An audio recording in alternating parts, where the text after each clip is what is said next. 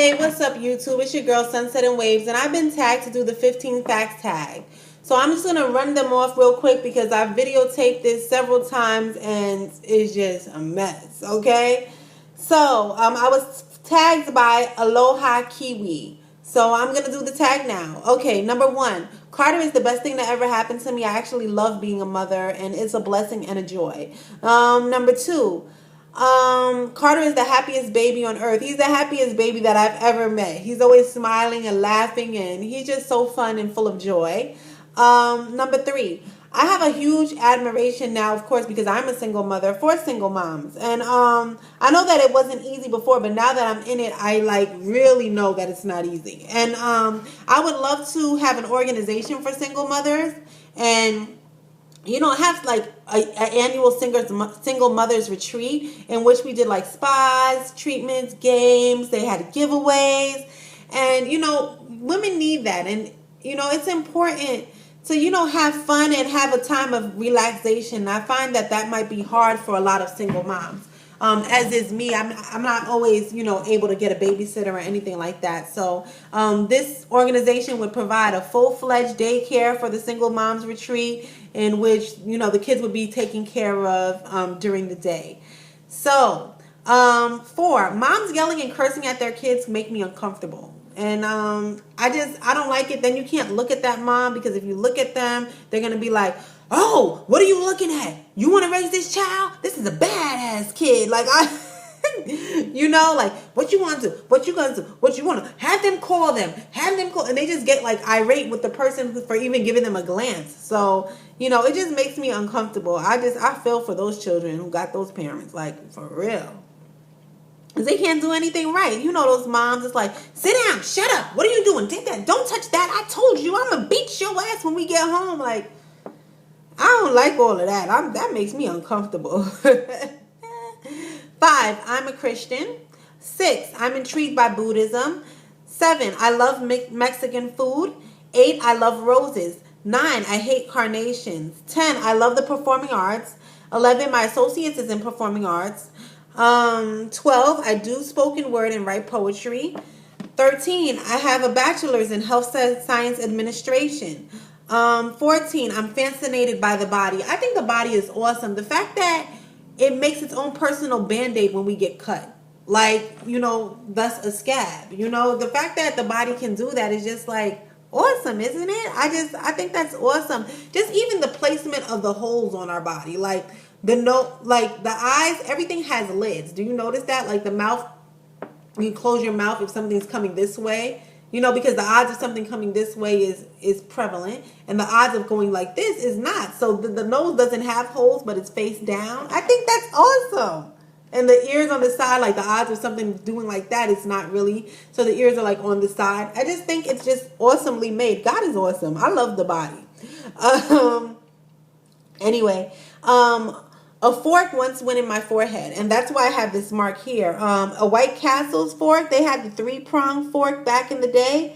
That went in my forehead, y'all. I was eating as a kid, and then I walked into a closet door, and it slammed into my head, and blood was everywhere. So yes, fork went in my head. My profession is a treatment adherence counselor, which is I pretty much counsel people on adhering to treatment, whether that be substance abuse treatment programs, outpatient of course, or whether that be them taking medication. Say that the individual is HIV positive and they need to be educated on the importance of adhering to their meds. So that's what I do for a living.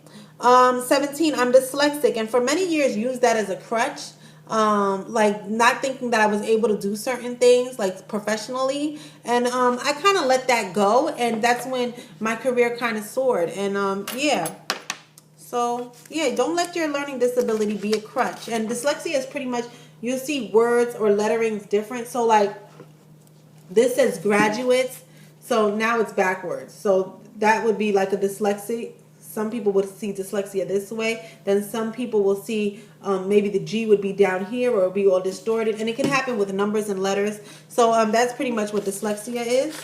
And I didn't learn how to read confidently until about the 6th grade, and at that time I probably was reading on like a third grade level, and yeah, so it's important to have confidence when you're reading, and I was always that kid before 6th grade to want to like raise my hand and go to the bathroom and count the paragraphs. When they'd be like, we're going, everybody has to read a paragraph. I'd count when it got to my turn, and then I got to go to the bathroom, or I'm just walking out. So I was that kid because I was uncomfortable. But now that I was in 6th grade, I was a little more comfortable and confident within my reading. 19. In 4th and 5th grade, I attended a special school for the learning disabled. And yeah, it was in regards to assisting me with my dyslexia and helping me cope and find different tactics and ways. So I would put like a ruler under to kind of gauge myself in regards to what I was reading, and that was very helpful. I also had a bomb teacher.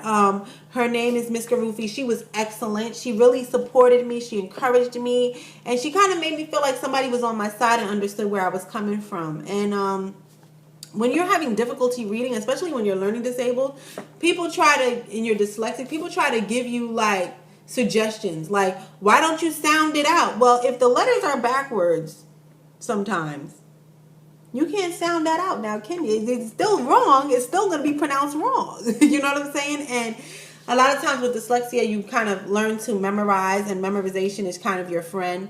But Ms. Garufi, she was very helpful. She tutored me on the weekends, and she just was an excellent teacher. She's loving and caring, and I still keep in contact with her till this day. So she was awesome, very supportive, and yeah.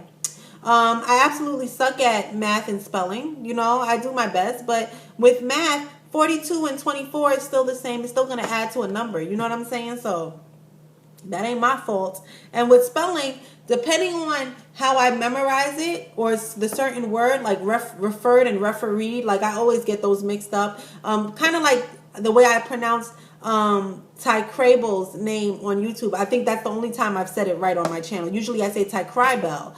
But obviously when I looked at her channel name, when I memorized it, I put the Y.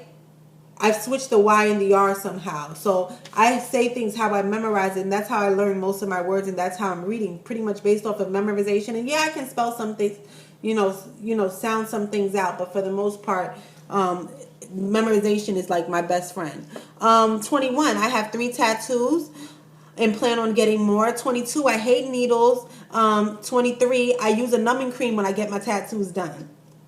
24, my tattoo artist is Jazz from the show on Spike, Tattoo Nightmares. So she's on the show, and I think that's kind of cool. Congratulations to her.